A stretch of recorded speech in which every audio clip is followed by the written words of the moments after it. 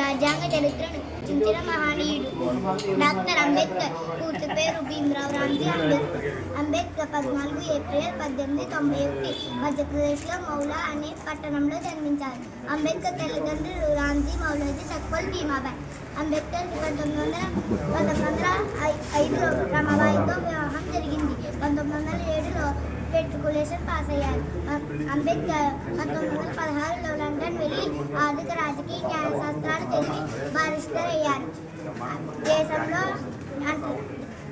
దేశంలో అంటరానితనం కుల నిర్మూలనకై ఎంతగానో కృషి చేశారు. నిమ్న జాతిలో పుట్టిన అంబేద్కర్ బాల్యంలో అగ్రవర్ణాలచే ఎన్నో అవమానాలు పడ్డారు.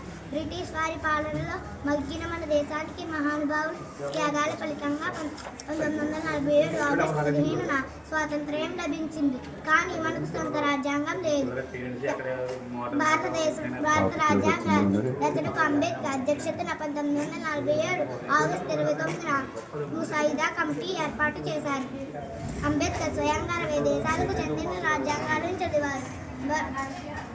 భారత రాజ్యాంగ రూపొందించడానికి 2 సంవత్సరాల 11 నెలల 18 రోజుల సమయం పట్టింది. కావున నా ప్రియ భారతీయులారా, ఈ భారత రాజ్యాంగం రూపొందించడానికి 2 సంవత్సరాలు ఈ భారత రాజ్యాంగం